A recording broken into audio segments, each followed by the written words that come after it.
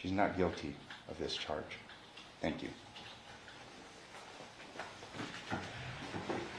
Second, are you prepared to give your rebuttal argument? Ladies and gentlemen, because the state has the burden of proof, they are allowed to open and close the closing argument.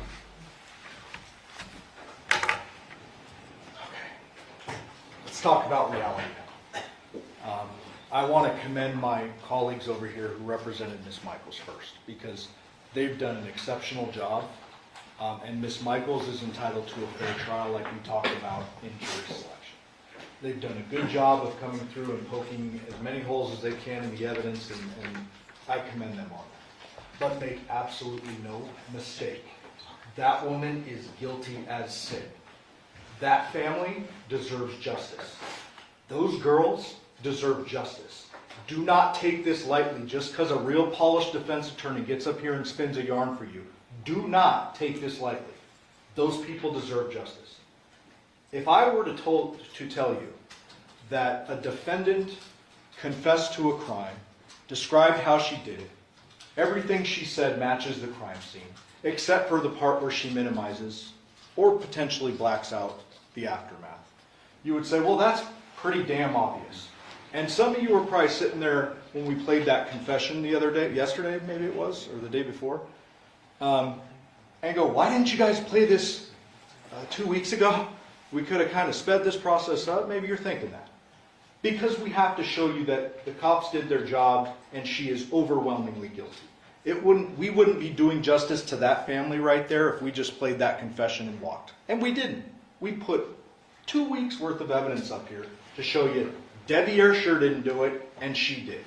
There is no reasonable doubt in this case whatsoever. And I want to address kind of an elephant in the room. You know, Mr. Draskovic just got up here at the very end and he told you those two things, common sense dictates those two things go together. And I kind of agree with that, right? The person who killed him, probably decapitated. But make no mistake, she's not on trial for decapitation. She's on trial for murder.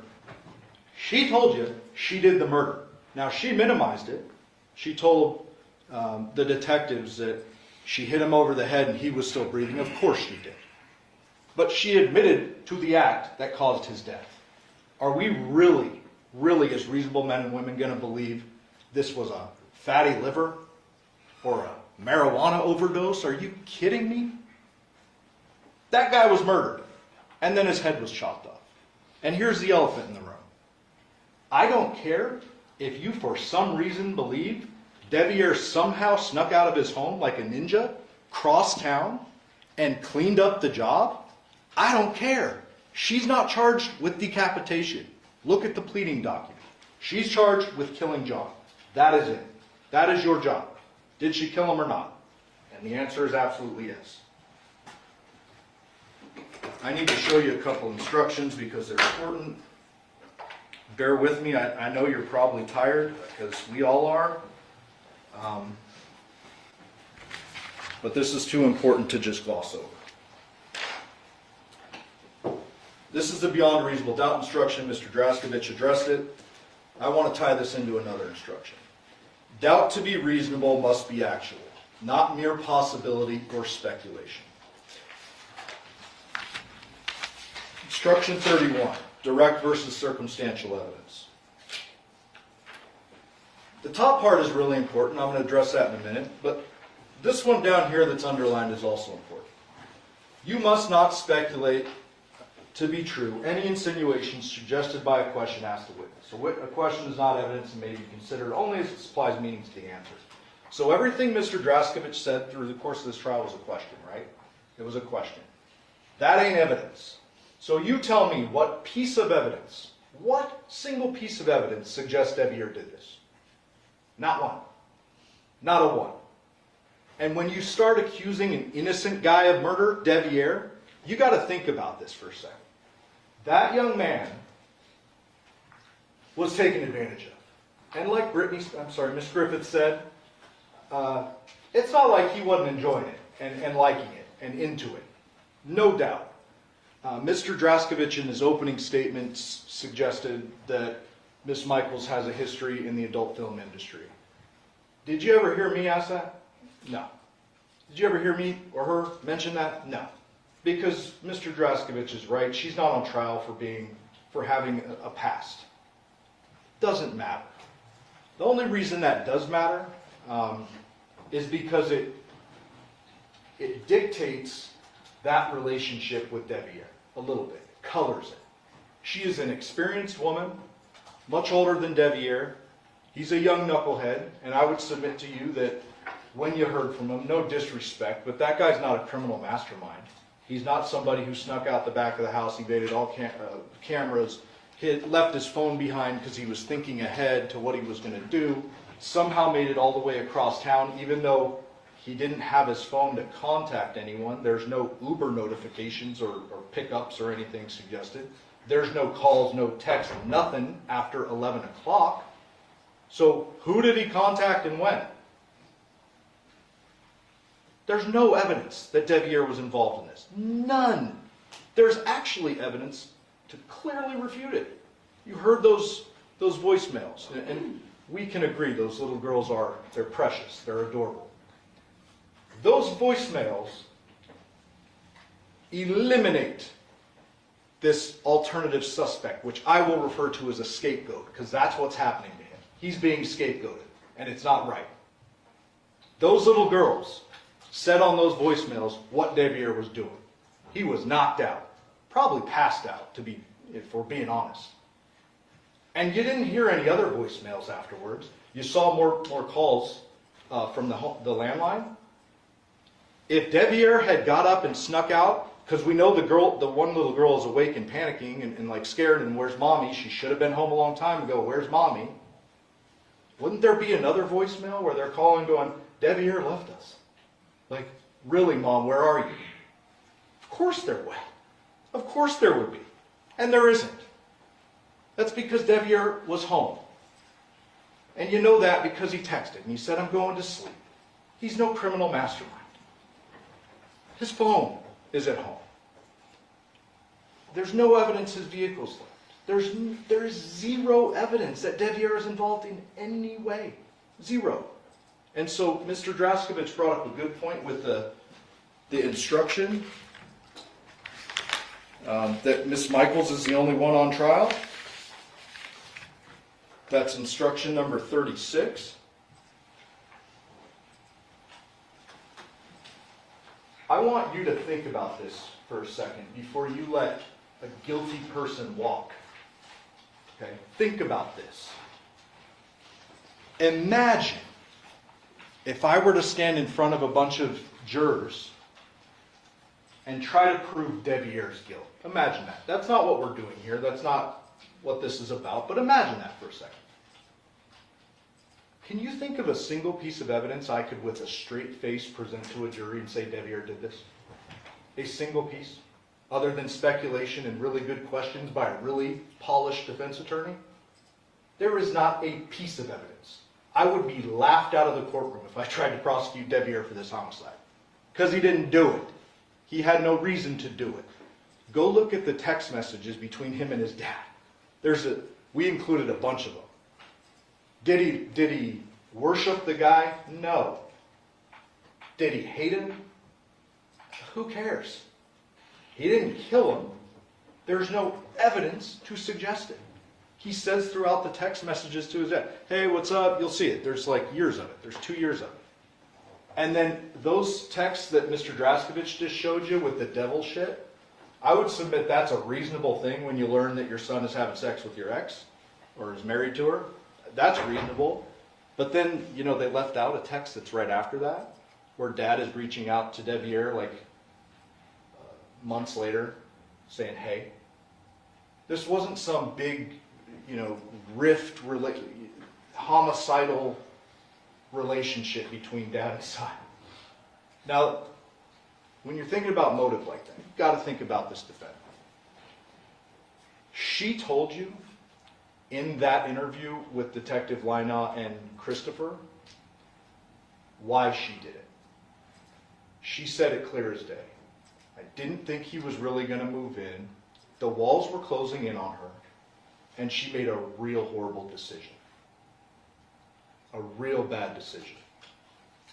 She said that she very specifically got up.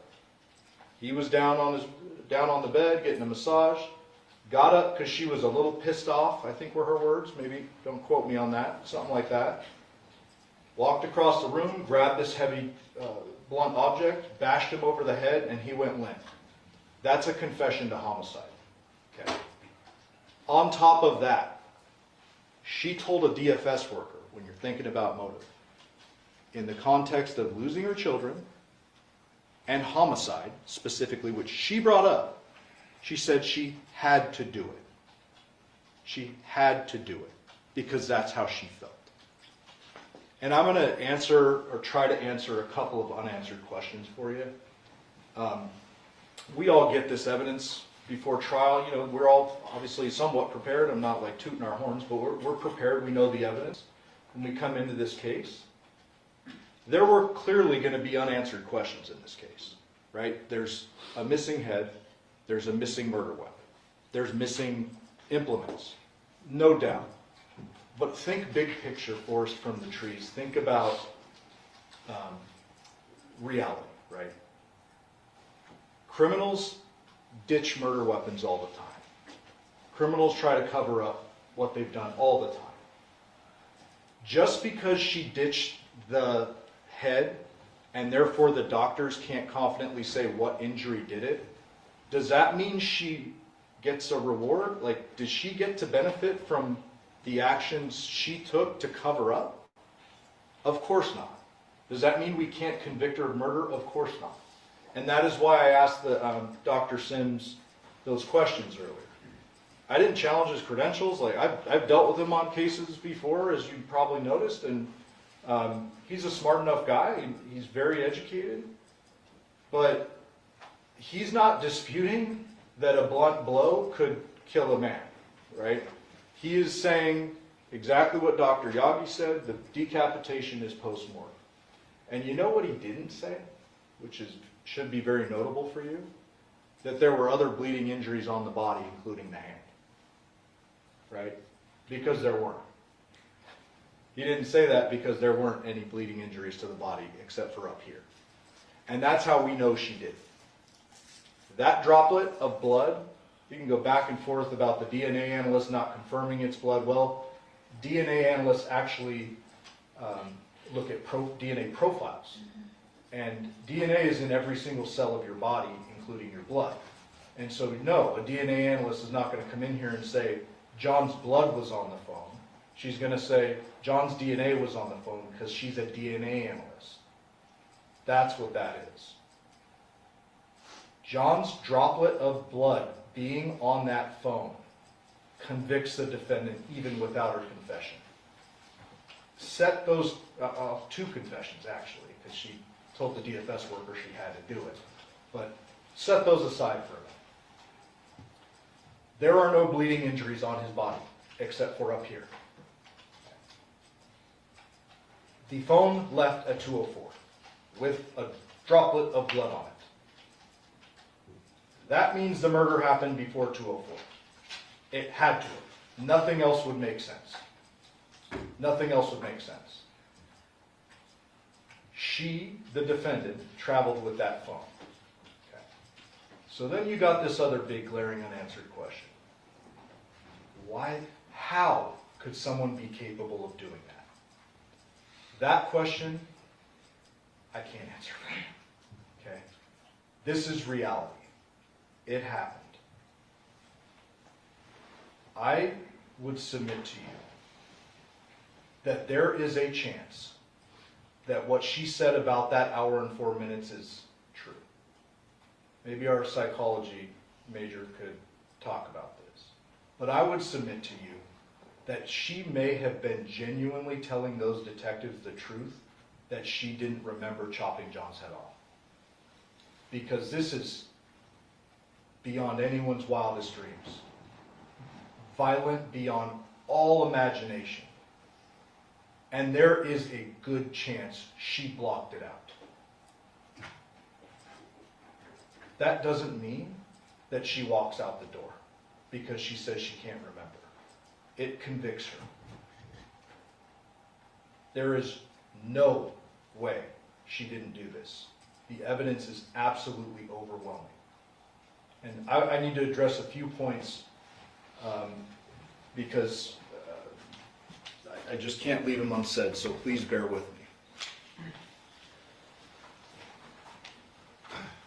Mr. Draskovic called into question Deviere's testimony, and I want to bring this back for a minute. I think Deviere is pretty well excluded. But he walked into this courtroom, and I want you to remember that I asked him the question, did we bring you back? We didn't have to arrest you or anything. He came back willingly. He flew here, right? He brought his girlfriend, a little more age appropriate now. I guess he's learned his lesson, but walked in the courtroom willingly with that big old camera and all you strange faces to him. And he sat on this witness stand. He swore an oath to tell the truth. He got up here. He testified. He looked at his wife.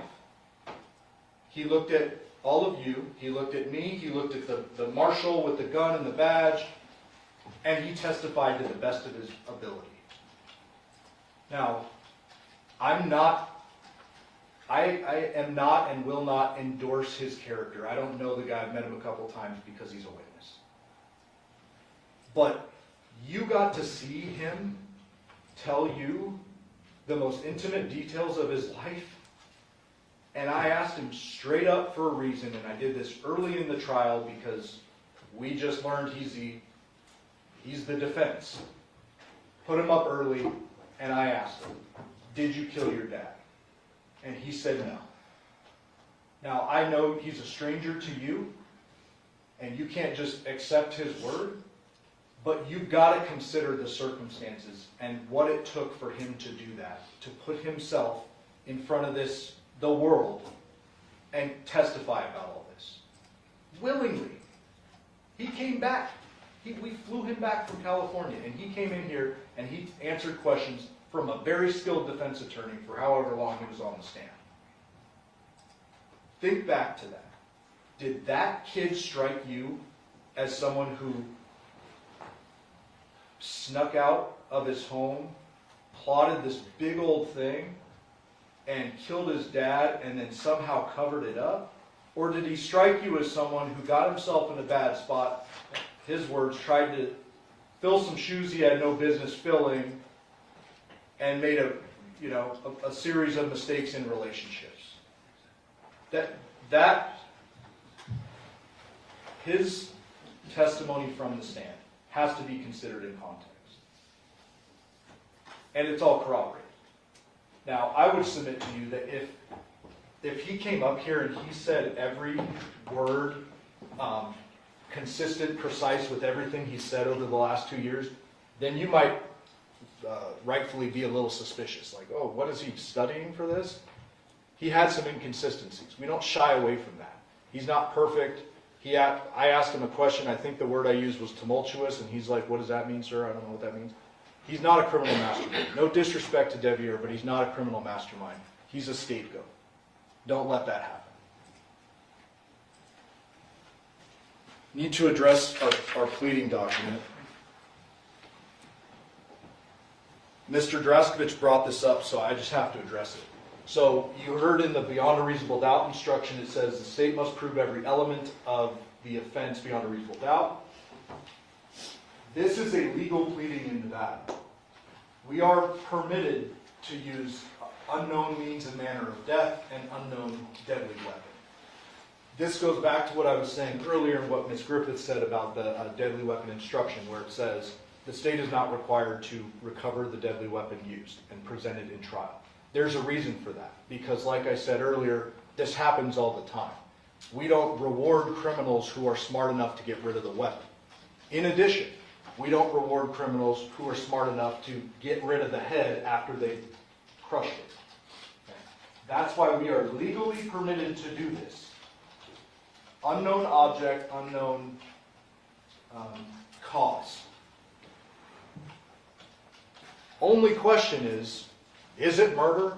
Is it not? Did she do it? That's it. And it's absolutely first-degree murder. Mr. Draskevich brought up the robbery instruction, or the robbery pleading felony murder stuff. So I need to address that as well.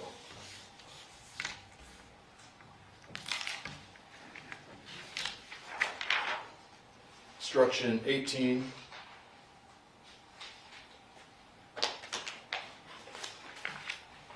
So, when you first heard the charge read by the clerk, I'm sure you're like, what do you mean by robbery? This doesn't really, it doesn't really make sense. This doesn't really seem like a robbery, but bear with me a second. Taking property by means of force is a crime. The motive and reason behind it is separate. So yes, she took his wallet, his keys, and his social. We're not saying she took that for its value, right? It's not like the traditional robbery. The evidence says she took that for a reason, and it all comes down to one thing, and that's the girls. She took the Social Security card because she knew she had John out of the way, and she was going to make some changes and live the life that she wanted to live. So it is, by law, a robbery what she did. She killed someone, took their property, but we're not saying that she took the property to take the property. She took it because she wanted the girls and she wanted John out of her life.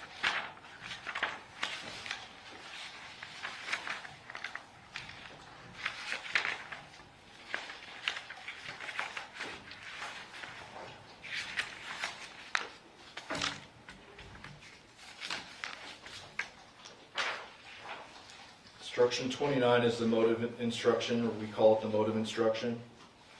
Motive is not an element of the offense or the crime charged. We're not ever required to prove motive, but you're permitted to use it to color kind of the facts of the case and determine whether there was a motive that could lead you to convicting on the crime. I've addressed motive a little bit. I just want to kind of wrap up that idea with this.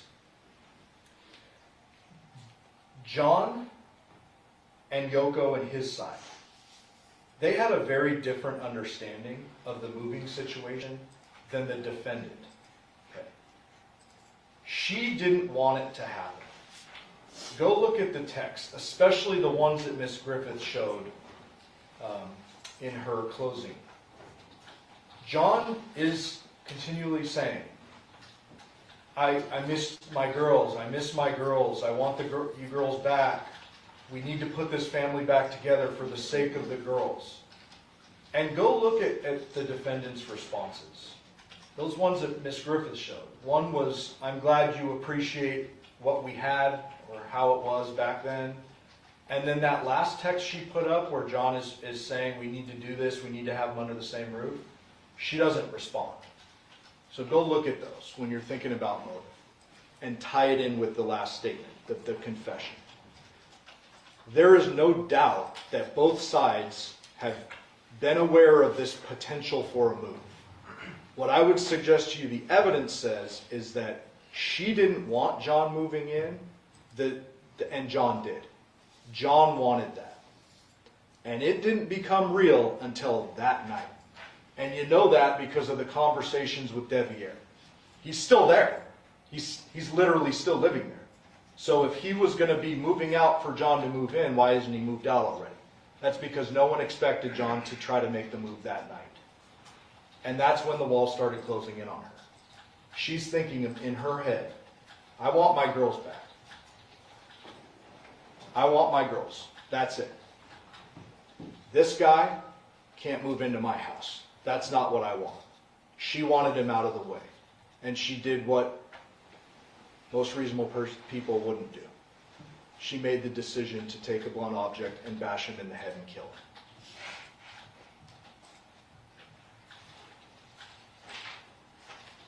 I want to address a few things with the defense expert. Mr. Draskevich showed a couple of cameras and a couple of texts or activity, 212 and 230. One's a Discord, one's a photograph. Remember what their own expert said. That wasn't active activity. That could have been background activity, it could have been active, he can't say that. So whether Deviere woke up and activated his phone at 2:12 or 2:30, well, that just tells you he's still at home. And if it's just background activity, then who cares? Either way, it's not good for the defendant because it rules out Deviere. It's either with his phone or it's a nothing burger.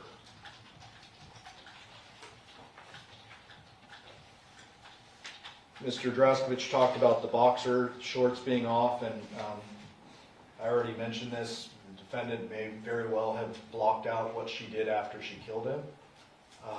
And whether she took the boxers off or not doesn't really matter. It's probably very likely that he was naked when they were having this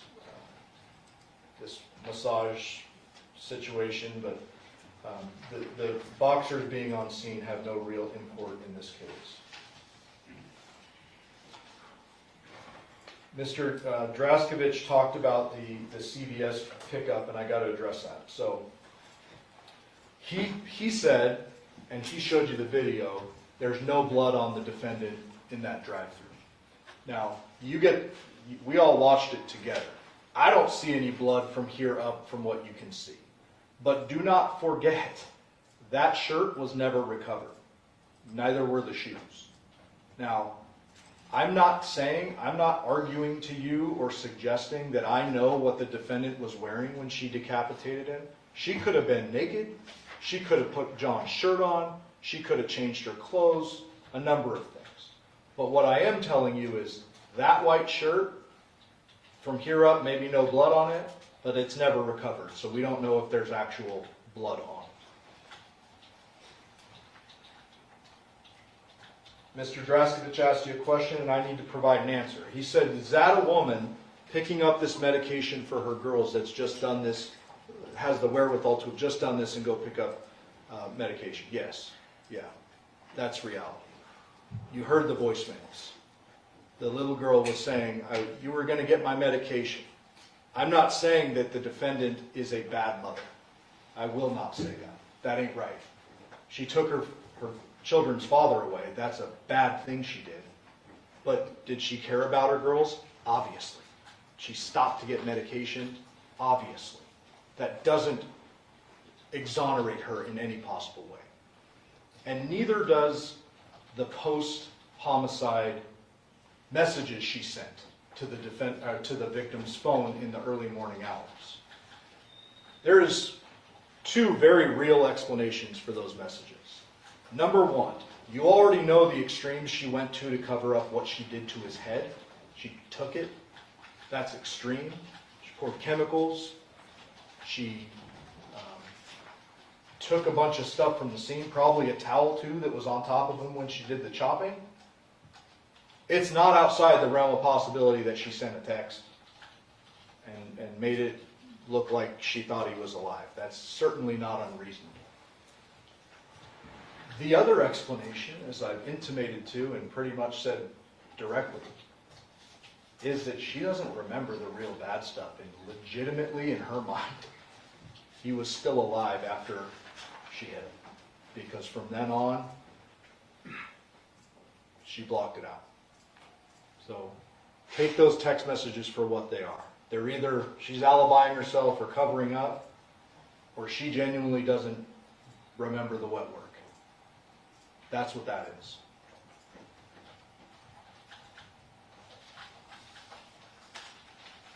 I have to mention the timing of the big confession, not the one to the DFS person, but the big confession. If this is all, there's no evidence to say this, but according to Mr. Draskovich, this is the defendant covering up for Deviere. If that is true, why does she confess after she's arrested? Right? She's already been arrested. Deviere's gotten away with it. Why does she confess after? Unless it's what happened. Mr. Draskovich showed a couple of videos. The small movement off screen remember the 2696 video? He showed the small movement off screen, and I believe he said, I'm sure it was just misspeaking, but I want to make sure it's clear, that that was the 204 movement. That was not. That, according to the detective, that was the 11 p.m. movement when it goes off screen. And we know that for a fact because the burla shows that exact movement at 11, or it's 11 or 11:04, I can't remember. The 204 footage on that video is when you can't see the car, it's already out of frame, but you can see the lights turn on and it leaves. And then that is also consistent with the burla, so just needed to clarify that.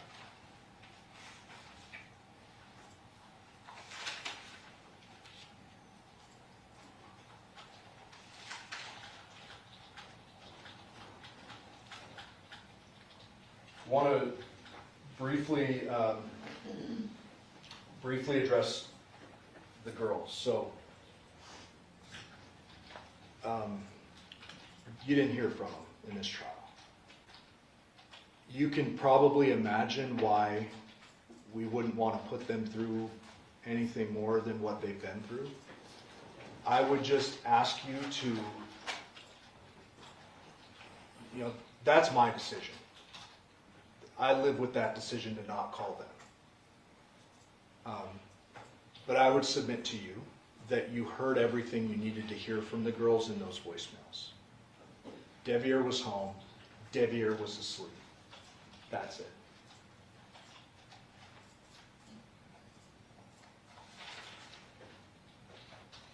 Need to briefly address this DNA stuff. So, Mr. Draskovich made a point about the swords, the shower earlier in the trial, not an argument, but no blood being in the Nissan Armada and the footprints. And I just want to take this to its logical conclusion. So, say we swab the swords and any one of the three's DNA is on it. What question does that answer for you that hasn't already been answered? If Deviere's DNA is on it, it's, well, he's handled the swords before. If the defendant's DNA is on the sword, it's, well, she lives in the home, of course her DNA is on the sword.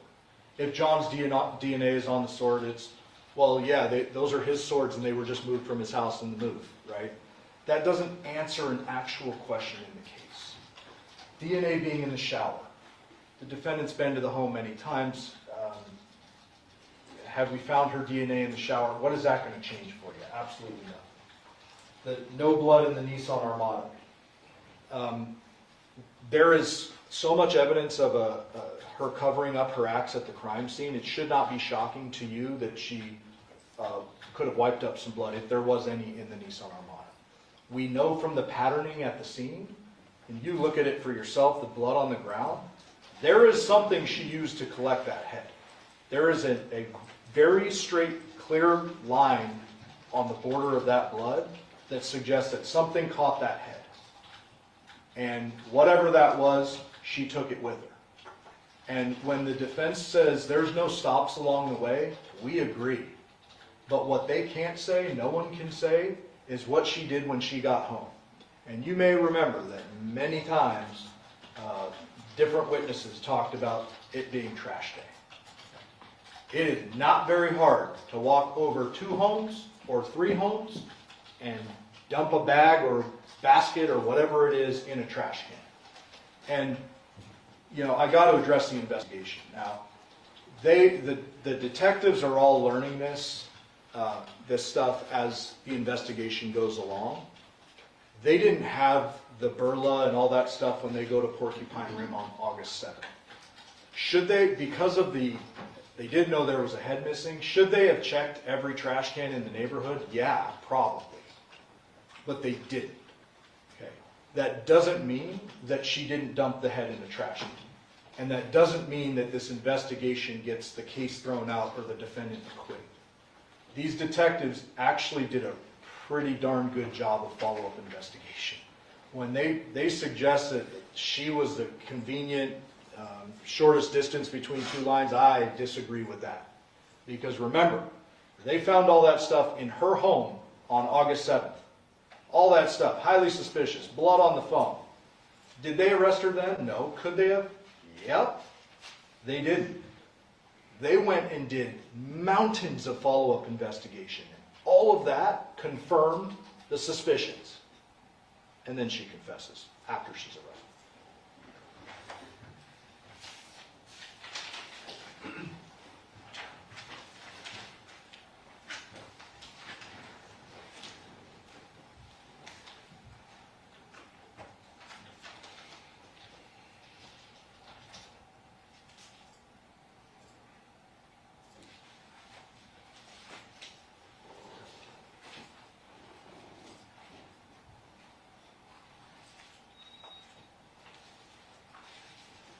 It's too important to miss anything, so bear with me. I know it's getting late.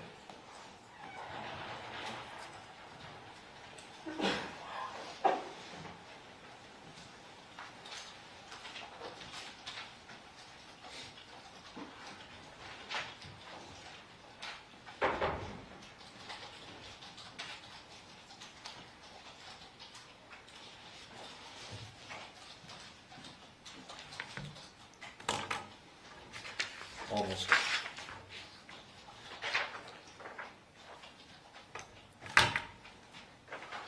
Instruction number 35 is important. In arriving at a verdict in this case as to whether the defendant is guilty or not, the subject of penalty or punishment is not to be discussed or considered by you and should in no way influence your verdict. I want you to take that to heart. There's a phrase that's commonly thrown around in this courthouse. It goes, admit what you can't deny, deny what you can't admit. I'll say it again.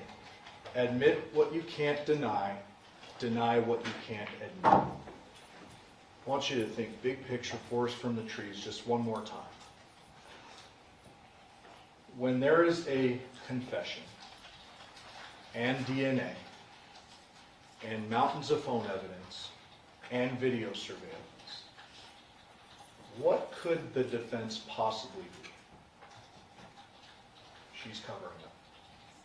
The only thing that these very skilled defense attorneys could say in this case. We, luckily, have a mountain of evidence to disprove that. Admit what you can't deny, deny what you can't admit. They were painted into a corner. I commend them on their job, but what they did is they blamed an innocent person for a homicide he didn't commit. And I don't want you to blame the defendant, Ms. Michaels. I don't want you to judge her based on whatever her past. No one's asking you to do that. I also don't want you to take into account whether she's a good person or a bad person. She seems like she has some good qualities about her. Seems like she's trying, to be a good mom. You must not make this decision based on sympathy or a popularity contest. Mr. Draskovich, very likable. We're not here to do a popularity contest. This is real stuff. Okay? Real stuff. Do not think about whether you think she deserves a little leniency or redemption or this is a one-off. She lost it. None of that matters for you. That matters for the judge, Judge Jones, who in her wisdom will sentence the defendant, not you. That is not your calculus. Your job is simple. Did the defendant do it or not? That's it. Please remember your oath to follow the law. It's my understanding the judge is going to let you stay a little bit after to deliberate tonight. I'm sure you might get instruction on that, but please don't take this lightly. This is important to more people than just the defendant. She is guilty beyond a reasonable doubt. Guilty of homicide.